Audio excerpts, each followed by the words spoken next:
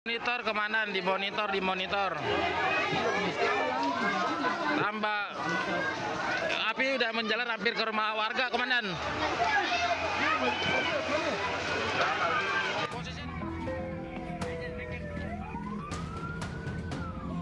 Asap hitam pekat yang terlihat dari kejauhan ini berasal dari tumpukan sampah yang terbakar di kolong tol Papanggok atau Tol Wiyoto Wiono, kilometer 16 Tanjung Priok, Jakarta Utara. Api berkobar dari celah-celah jalan tol sehingga para pengendara mobil yang tengah melintas dari arah Ancol menuju Kelapa Gading maupun sebaliknya tidak berani melintas sehingga menimbulkan kemacetan panjang. Petugas dari suku dinas pemadam kebakaran wilayah Jakarta Utara yang tiba di lokasi langsung berusaha berjibaku memadamkan api. Menurut warga, belum diketahui pasti apa penyebab kebakaran sampah ini. Namun diduga api muncul dari anak-anak yang bermain api di tumpukan sampah yang kemudian membesar. Sementara petugas menyebut masih menyelidiki penyebab kebakaran sampah. Kita nggak tahu dari mana yang bakar sampah pun kita nggak tahu. Katanya anak-anak yang bakar. Iya. Mana anak-anaknya siapa kita nggak tahu. Kalau penyebab awalnya masih dalam penyelidikan, tetapi di situ ada tumpukan sampah yang mengeluarkan asap dan api. Berarti langsung apakah ada warga yang bakar sampah sebelumnya, Pak? Nah, itu lagi dalam penyelidikan. Api dapat dipadamkan 1 jam kemudian setelah 9 unit mobil pemadam beserta puluhan personil diterjunkan ke lokasi. Dari Jakarta, Rizky Falupi, iNews melaporkan.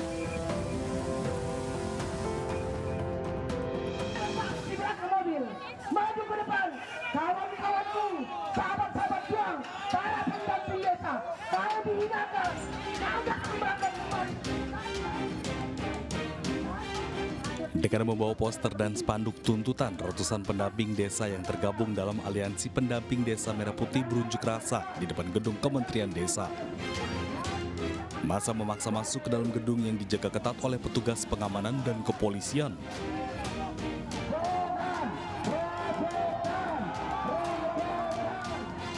Aksi saling dorong antara petugas dan massa tak terhindarkan. Hal ini membuat pagar utama gedung terbuka dan massa merangsak masuk ke dalam gedung. Unjuk rasa ini sebagai bentuk penolakan kebijakan Menteri Desa PDT tentang PHK sepihak kepada pendamping desa yang pernah mengikuti pencalonan sebagai anggota legislatif pada pemilu 2024. Total ada 1.040 orang pendamping desa di tahun 2025 yang kehilangan pekerjaannya. Kami hadir ke tempat ini, kami ingin menunjukkan bahwa kami sangat profesional dan berintegritas dalam membangun desa, dalam mendampingi desa.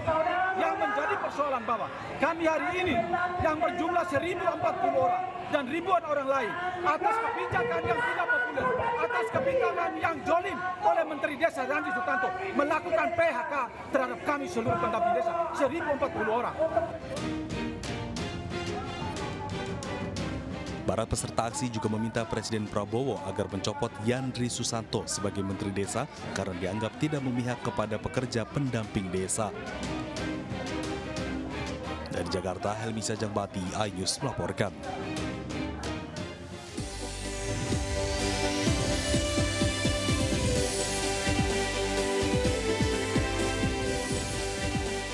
Jenazah korban pembunuhan kelompok kriminal bersenjata di Yahukimo, Papua diserahkan kepada keluarga.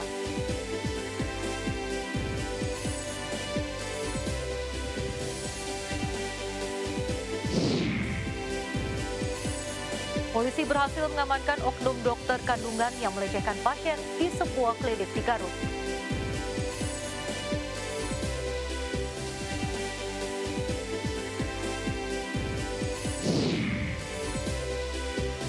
Pengacara senior Hotma Sitompul meninggal dunia di Rumah Sakit Cipto Mangunkusumo, Jakarta, Rabu siang.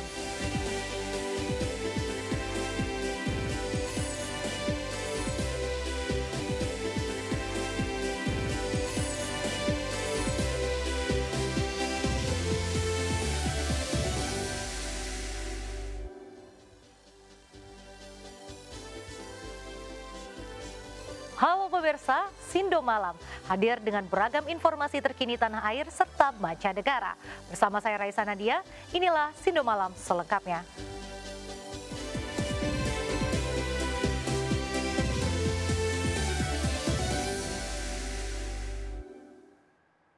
Pemirsa, 11 jenazah korban pembunuhan kelompok kriminal bersenjata di Yahukimo, Papua diserahkan kepada keluarga. Jenazah dimakamkan secara massal di kawasan Dekai, Kabupaten Yahukimo, Papua Pegunungan.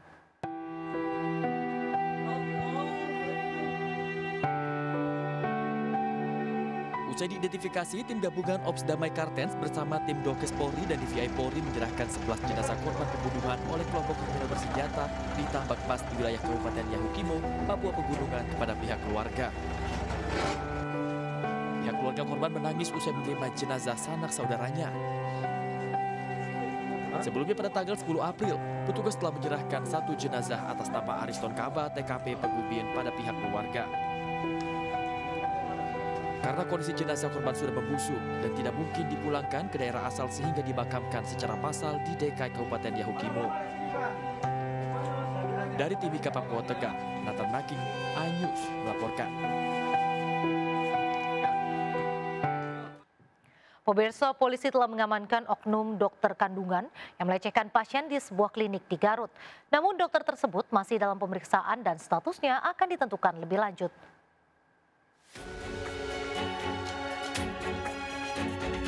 Setelah videonya viral, dokter kandungan yang melakukan pelecehan seksual terhadap pasien di sebuah klinik di Garut telah diamankan polisi. Pelaku langsung diperiksa secara intensif oleh Unit Perlindungan Perempuan dan Anak atau PPA Satreskrim Polres Garut. Kapolres Garut AKBP Muhammad Fajar Gemilang menyatakan pelaku telah diamankan kurang dari 24 jam setelah videonya viral. Pelecehan terjadi di sebuah klinik di Garut pada Juni tahun lalu. Dan pelaku juga sudah tidak membuka praktik lagi di Garut.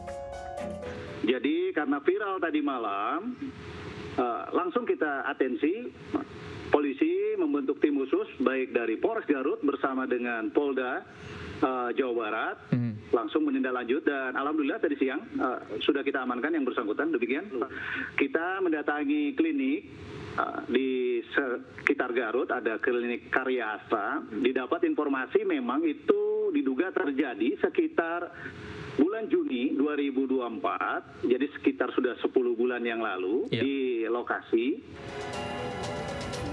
Pelaku yang kini telah diamankan, statusnya kini masih dalam pemeriksaan dan masih didalami untuk menentukan langkah selanjutnya.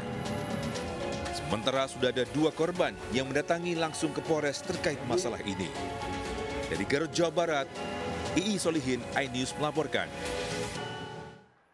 Sebelumnya video dugaan pencabulan oknum dokter kandungan terhadap pasiennya mencuat di Garut. Wakil Ketua Komisi 3 DPR RI Ahmad Sahroni memberikan ultimatum kepada Polres Garut agar menangkap pelaku dalam waktu 1 kali 24 jam.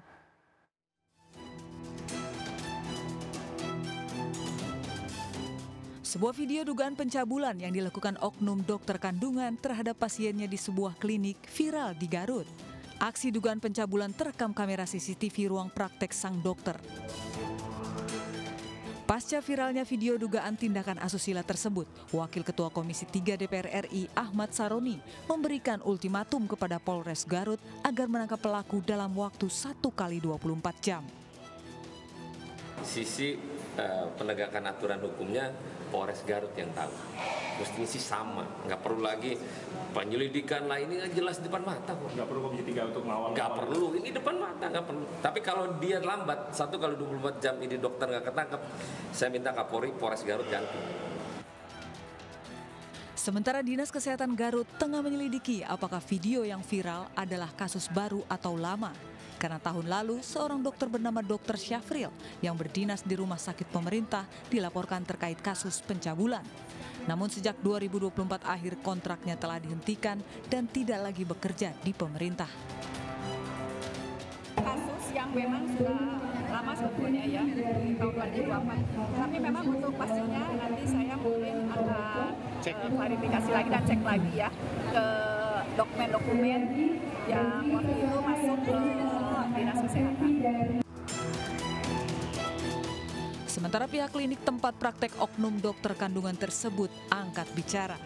Oknum dokter kandungan itu berpraktik selama 2 tahun, namun saat ini telah mengundurkan diri dari klinik. Kalau dokternya memang sudah tidak praktek di sini lagi, kalau untuk lanjutnya apa ada tuntutan atau sebagainya, kami akan koordinasikan juga dengan pihak hukum. Oke. Dokternya nggak bekerja di sini, udah tidak bekerja karena memang ada kasus itu, atau memang dia mengundurkan diri atau seperti apa? Sudah mengundurkan diri sih dari awal. Hingga kini, Dinas Kesehatan Garut menyatakan terus menyelidiki video yang viral adalah kasus baru atau lama. Sementara lokasi kejadian, Dinkes menyebut tidak terjadi di rumah sakit pemerintah. Dari Garut, Jawa Barat, Solihin, iNews melaporkan. Sementara itu, juru bicara Kementerian Kesehatan Republik Indonesia, Widiawati, menyampaikan pihaknya telah mengirimkan surat resmi kepada Konsil Kesehatan Indonesia atau KKI untuk meminta pencabutan surat tanda registrasi milik dokter kandungan yang diduga melakukan pelecehan seksual terhadap pasiennya di Garut, Jawa Barat. Kemenkes juga akan merekomendasikan Dinas Kesehatan setempat mencabut surat izin praktik atau SIP pelaku. Kementerian Kesehatan Republik Indonesia menyampaikan keprihatinan yang mendalam sekaligus mengecam keras tindakan dugaan pelecehan yang dilakukan oleh oknum tenaga kesehatan di Garut. Peristiwa ini mencederai nilai-nilai luhur profesi kedokteran dan merusak kepercayaan masyarakat terhadap pelayanan kesehatan. Kami ingin menegaskan bahwa perlindungan terhadap pasien adalah hal yang utama dan tidak bisa ditawar. Karena itu, Konsil Kesehatan Indonesia saat ini tengah melakukan pemeriksaan menyeluruh atas kasus ini dengan berkoordinasi secara aktif bersama berbagai pihak terkait, termasuk organisasi profesi, fasilitas pelayanan kesehatan, dan aparat penegak hukum.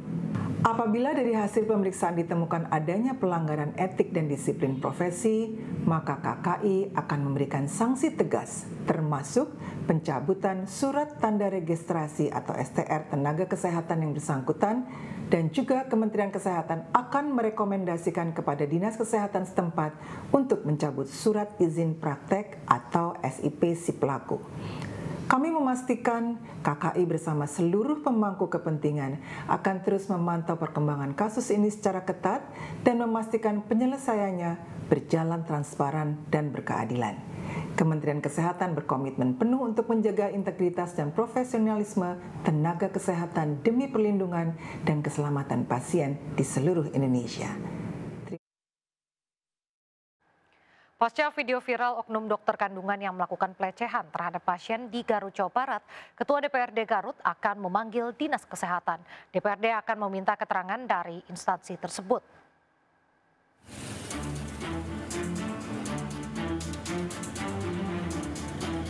Pasca video viral oknum dokter kandungan yang melakukan pelecehan terhadap pasien di sebuah klinik di Garut, Jawa Barat, Ketua DPR Garut akan memanggil Dinas Kesehatan Garut untuk meminta keterangan terkait kasus tersebut. DPRD Garut meminta Dinas Kesehatan Garut untuk lebih selektif dalam mengeluarkan izin praktek dokter. Selain itu, DPRD Garut juga meminta Dinas Kesehatan memberikan pembinaan kepada dokter serta tenaga medis agar dapat menjalankan tugas secara profesional.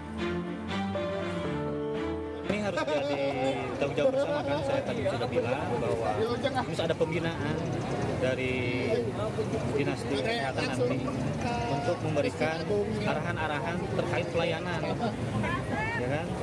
Ini sudah kelewatan kalau memang seperti nanti. Ini harus ada tindak lanjut yang lebih tegas untuk para petugas, khususnya mungkin di puskesmas atau DPRD bisa memanggil dinas. Jelas bisa. Nanti kita panggil supaya dinas melakukan pembinaan ke bawah untuk dokter ataupun perawat dan lain sebagainya. Sementara itu, pasca video viral tersebut, klinik tempat pelaku praktek masih memajang nama sang dokter di papan informasi klinik yang berada di depan gedung klinik. Sebelumnya beredar video dugaan pencabulan yang dilakukan oknum dokter kandungan terhadap pasiennya di Garut, Jawa Barat. Aksi tersebut terekam kamera CCTV ruang praktek sang dokter. Pasca viral, menurut pengurus klinik, sang dokter sudah tidak bertugas di klinik tersebut. Aksi tidak terpuji tersebut diduga terjadi pada tahun 2024 lalu. Dari Garut, Jawa Barat, Solihin, iNews melaporkan. Pemirsa, pihak klinik tempat praktik oknum dokter kandungan cabul angkat bicara. Oknum dokter kandungan tersebut berpraktik selama 2 tahun. Berprakteknya di sini? Sekitar 2 tahun. Oh, 2 tahun. Sejak tahun berapa, Bu? 2023. Sampai? Sampai sekarang, tapi sudah tahun dari sudah tidak praktek lagi di sini. Itu sempat ada keluhan dari pasien yang disampaikan langsung ke pihak polisi. Ya, sempat ada keluhan. Kemudian saya juga sudah koordinasi dengan pihak kepolisian. Untuk selanjutnya kami serahkan kepada kepolisian. Bu merasa dirugikan nggak Bu dengan adanya viral ini? Jujur sangat sekali merasa dirugikan, apalagi bukan hanya kepada klinik saja sebagai pribadi, tapi kepada seluruh dokter-dokter juga di Indonesia, karena dengan adanya satu oknum ini, jadi mencoreng seolah-olah semua dokter itu sepertinya sama, jadi seperti itu. Langkah-langkah yang dilakukan oleh pihak klinik sendiri seperti apa? Ada tuntutan nggak ke dokter ini, ke oknum ini? Karena sudah merugikan. Kami selanjutnya serahkan kepada pihak kepolisian. Bukan maksudnya dari manajemen klinik ada tuntutan nggak misalkan ke oknum ini? Atau secara otomatis dipecat mungkin dokternya? Kalau dokternya memang sudah tidak praktek di sini lagi. Kalau untuk lanjutnya apa ada tuntutan atau sebagainya, kami akan koordinasikan juga dengan pihak hukum. Oke. Kalau dokternya nggak bekerja di sini udah tidak bekerja karena memang ada kasus itu atau memang dia mengundurkan diri atau seperti apa? Sudah mengundurkan diri sih dari awal. Dari 3 hari ke belakang betul? Dari sebelumnya, dari bulan tahun ini sudah mulai tidak ini sih praktek tidak praktek lagi di sini. Praktek itu sudah terjadwal tidak khusus gitu. Jadi hanya hari-hari tertentu ini tidak, dan pasien juga sudah bilang tidak praktek lagi dia. Karena memang beliau sudah tidak praktek di rumah sakit manapun juga. Jadi saat ini prakteknya gimana pun saya kurang tahu. Tapi nama dokternya masih terpampang ya di depan sana, Bu. Masih. Ya, takutnya masyarakat mengira ini masih praktek di sini gitu. Untuk itu mungkin nanti kita akan coba dicabut, takutnya masyarakat juga takutnya ada jadi anggapan negatif, kita masih menerima dokter tersebut karena sebenarnya sudah tidak. Terkait pelecehan seksual oleh dokter kandungan di Garut, Jawa Barat, Kementerian Pemberdayaan Perempuan dan Perlindungan Anak akan memberikan perlindungan dan bantuan hukum kepada korban. Berikut pernyataan Menteri PPA Arifah Fauzia. Koordinasi juga dengan unit P3A kami yang berada di sana, sudah sejauh mana yang dilakukan, kemudian upaya yang bisa kita lakukan paling cepat adalah melakukan perlindungan terhadap korban. Apa yang dibutuhkan, pemulihan psikologisnya dan sebagainya. Kalaupun perlu bantuan hukum, kami bisa membantu mengkoordinasikan, tetapi itu sebetulnya bukan wilayah kami, tapi akan bukan. Sementara itu, anggota Komisi 8 DPR RI, Atalia Praratya, khawatir kasus dokter kandungan cabul di Garut akan menggerus kepercayaan masyarakat terhadap profesi dokter. Dan berikut pernyataan lengkapnya. Karena di tengah situasi kita sedang berupaya untuk memulihkan kepercayaan publik ya terkait dengan kasus-kasus yang terjadi sebelumnya, khususnya yang di RSHS, kita ini sedang mencoba agar supaya masyarakat kembali pulih kepercayaan terhadap fasilitas kesehatan yang disediakan oleh pemerintah. Saya melihat bahwa ini sesungguhnya berarti yang harus dilakukan adalah bagaimana kita bisa memperbaiki masalah yang sistemik ya. Jadi kaitannya dengan pengawasan menjadi sangat penting, bagaimana kode etik profesi juga menjadi sangat penting gitu ya. Apalagi ini kan kasusnya adalah kasus relasi kuasa ya. Relasi kuasa ini yang sedang muncul belakangan ini ya. Ini menurut saya menjadi satu hal yang bagi perempuan seperti kami ini agak mengerikan sekali, karena profesi dokter itu adalah profesi yang kita sebut sebagai penyelamat jiwa gitu. Kita datang kepada mereka itu adalah untuk berobat atau mungkin dalam situasi-situasi yang lebih sempit daripada itu, kaitannya dengan jiwa. Nah, maka tentu kita ingin memberikan semua yang bisa kita berikan, termasuk kepercayaan itu pada orang yang bisa kita percaya. Nah, ketika kasus-kasus ini muncul, ini dikhawatirkan itu akan terus menggerus kepercayaan masyarakat kepada profesi, khususnya profesi dokter. Jadi saya kira memang ruang untuk mereka bisa menyampaikan terkait dengan kekhawatiran mereka, begitu ya, itu perlu untuk disosialisasikan kembali. Nah, sebetulnya kita ini dari Kemen PPA itu punya yang namanya SAPA 129. Dari Komnas Perlindungan Anak juga ada, dan lain sebagainya juga ada, bahkan dari wilayah di Jawa Barat juga saya kira ada, begitu ya. Hanya mungkin sosialisasinya saja. Dan kadang-kadang karena tadi ya, karena kan untuk kasus yang di RSHS ini, mereka itu dibius, sehingga mereka sendiri bingung itu apakah sebetulnya yang terjadi pada diri mereka gitu. Kecuali tadi ada pendampingan dari keluarga sehingga mereka bisa mendorong agar supaya yang bersangkutan melakukan pemeriksaan mandiri dulu, kemudian apabila terjadi sesuatu dia langsung melapor begitu ya, itu kan tentu didukung oleh orang di sekelilingnya seperti itu. Beralih ke informasi pelecehan seksual oleh dokter residen di Bandung.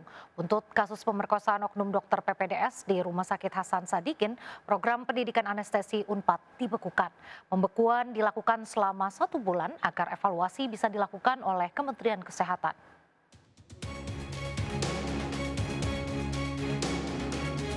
Kementerian Kesehatan membekukan program pendidikan anestesi Universitas Pajajaran di Rumah Sakit Hasan Sadikin, Bandung.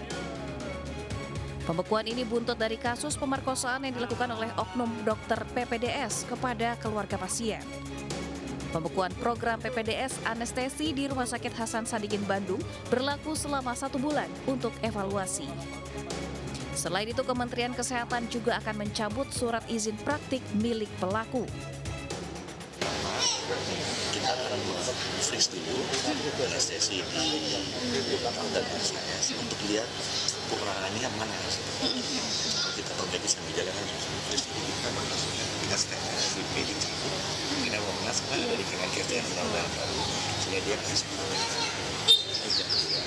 Dan ketiga, ini kan bisa dicegah. Ini kan masalah gimana masalah. Nah sekarang Kemenkes akan mewajibkan semua yang mau masuk harus tes.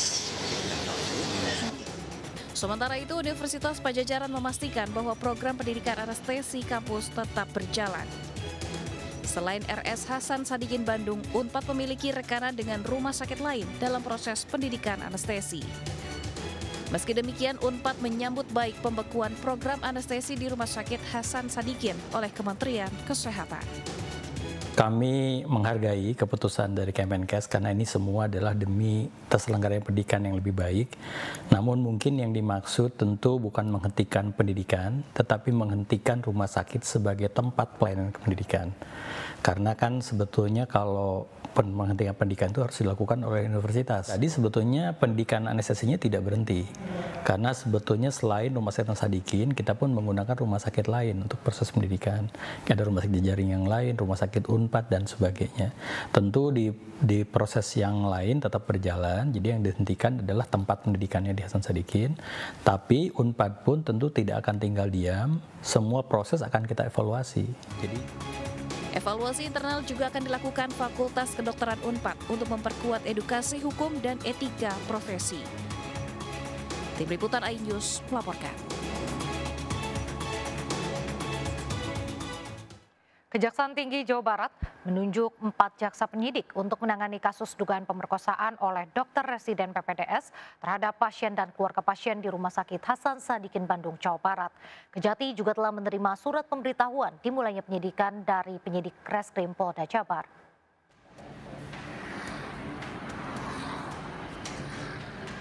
Kejaksaan Tinggi Jawa Barat telah menunjuk 4 orang jaksa untuk menangani perkara dugaan pemerkosaan yang dilakukan dokter residen PPDS Priguna Anugrah Pratama terhadap pasien dan keluarga pasien di Rumah Sakit Hasan Sadikin Bandung, Jawa Barat.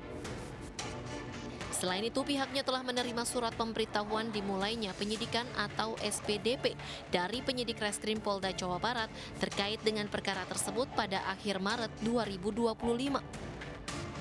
Berkas laporan segera diteliti ke 4 jaksa yang telah ditunjuk. Kemudian hasilnya akan disampaikan dalam beberapa hari berikutnya. Kejati telah menunjuk 4 orang jaksa untuk menangani perkara tersebut, di mana dari 4 orang jaksa tersebut ada jaksa perempuan yang ditugaskan dalam tim tersebut. Terkait hal tersebut, itu nanti dilihat dari persidangan, tetapi menurut hukum acara, karena perkaranya kesusilaan, sidangnya akan digelar secara tertutup. Sebelumnya, Polda Jawa Barat telah menetapkan tersangka terhadap Priguna Anugrah Pratama, dokter residen peserta PPDS yang diduga memperkosa keluarga pasien di Rumah Sakit Hasan Sadikin Bandung. Atas perbuatannya, tersangka dijerat dengan pasal 6 Undang-Undang Nomor 12 Tahun 2022 tentang tindak pidana kekerasan seksual dengan ancaman hukuman penjara paling lama 12 tahun. Dari Bandung, Jawa Barat, Jupita Melana, iNews melaporkan. Sementara itu, Ikatan Dokter Indonesia amini sistem pendidikan kedokteran Indonesia rentan membuat peserta didik tertekan. Berikut cuplikan dialog bersama Ketua Umum IDI Slamet Budiarto dalam program One on One. Dan ini masih jadi akan salah satu pembahasan IDI. Oh iya, ini jadi masalah nasional. Okay. Ya, kan ada yang 5 kali, 10 kali nggak lulus, 3 kali nggak lulus. Karena begini. Tidak lulus sekali bisa belajar lagi, ya, lulus 2 kali masih bisa belajar lagi. Begitu tidak lulus 3 kali, dia udah stres, belajar apapun nggak akan lulus. Iya, karena itu perlu dibantu, iya kan? Ya. Sudah stres, jadi itu harus dicari jalan keluarnya. Ya. Baik, dokter, kalau banyak cerita nih ya budaya senioritas ataupun feudalisme yang menekan di lingkungan pendidikan kedokteran, dok. Yeah. Nah, apakah IDI memandang hal ini tuh sebagai hal yang serius, dok? Ya, seperti yang kita pernah dengarlah kasus-kasus yang pernah mungkin masa lampau ya. Masa lampau bisa seperti itu, feudalismenya tinggi sekali, masa lampau. Okay. Sekarang generasi sudah generasi Z ya, sudah mulai berubah, sudah egaliter. Kemudian kalau dulu kita ke dosen itu harus dianggap sebagai dewa, sekarang enggak. Sekarang setara, diskusi biasa kan itu. Zaman dulu seorang dokter diminta teleponnya oleh pasien nggak mau. Sekarang yang dokter-dokter yang baru itu malah meninggalkan nomor telepon. Ya. Ini nomor telepon saya. Bisa dihubungi setiap saat. Itu perkembangan zaman. Kan kita dulu memang zaman Belanda itu feodalismenya luar biasa. Tapi di negeri Belanda sekarang sudah nggak ada feodal. Justru ya. Dan kita sudah mengarah pada egaliter tadi. Jadi sudah feodalnya sudah terkikis, gitu loh. Jadi insya Allah ada perbaikan. Tapi kalau etika, karena menjunjung tinggi guru-guru kita, menjunjung tinggi sejawat, itu tetap ada. Karena itu ketentuan dunia. Ketentuan dunia, sejawat bagi saudara kandung kan gitu kan. Saksikan perbincangan lengkapnya bersama Anita Dewi dan Ketua Umum Pengurus Besar Ikatan Dokter Indonesia Slamet Budiarto dalam program One on One hari Jumat 18 April pukul 21.30 waktu Indonesia Barat hanya di Sindo News TV. Dan pemirsa, kita beralih ke informasi selanjutnya. Kejaksaan Agung menetapkan 1 tersangka baru dalam kasus dugaan suap terkait vonis lepas kepada terdakwa korporasi kasus korupsi ekspor CPO. Tersangka baru ini berinisial MSY.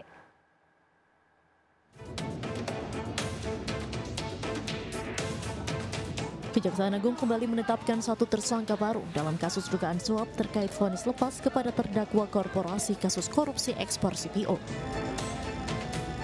Tersangka baru berinisial MSY yang merupakan Social Security Legal Wilmar Group. MSY ditahan selama 20 hari ke depan di Rutan Salemba, Jakarta. Selain menetapkan tersangka baru, Kejagung juga telah melakukan penggeledahan di 3 lokasi dan menyita 2 mobil mewah. Keterangan saksi dan dokumen baik yang diperoleh pada hari ini maupun 2 hari yang lalu, penyidik menyimpulkan telah ditemukan 2 alat bukti yang cukup sehingga pada malam ini menetapkan 1 orang tersangka atas nama MSY. Ya, atas nama MSY, di mana yang bersangkutan sebagai Social Security Legal Wilmar Group. Terhadap tersangka dilakukan penahanan 20 hari ke depan terhitung mulai hari ini di Rutan Salemba, Cabang Kejaksaan Agung Republik Indonesia berdasarkan surat penahanan nomor 28 tanggal 15 April 2025. Dengan demikian, Kejagung saat ini telah menetapkan sebanyak 8 tersangka dalam skandal suap vonis lepas kasus minyak goreng. Ketujuh tersangka sebelumnya terdiri dari 4 hakim, 1 panitera, dan 2 pengacara. Dari Jakarta, Tim Liputan iNews melaporkan. Kejaksaan Agung telah menetapkan 8 tersangka dalam perkara kasus korupsi dugaan suap terkait vonis lepas terdakwa Korporasi Kasus Korupsi Ekspor Minyak Sawit Mentah atau CPO. Dan berikut peran ke-8 tersangka.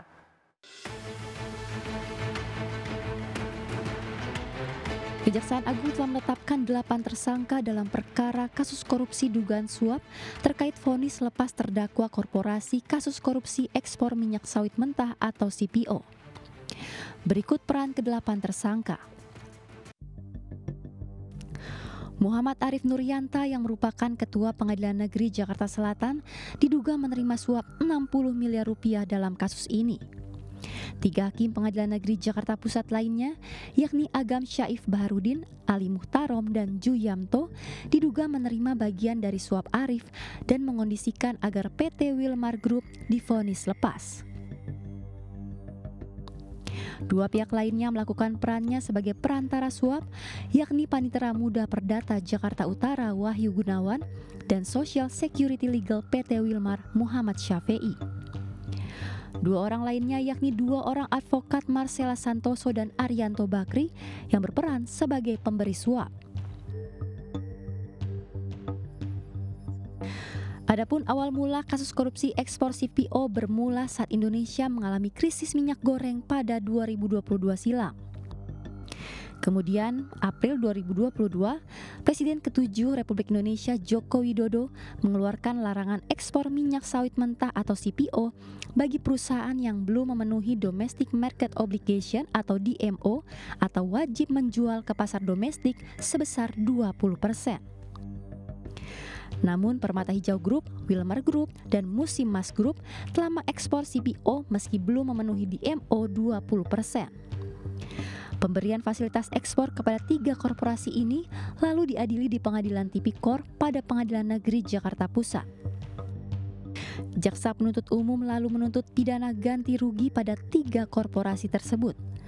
Pada 19 Maret 2024, Majelis Hakim menjatuhkan vonis lepas terhadap ketiga korporasi.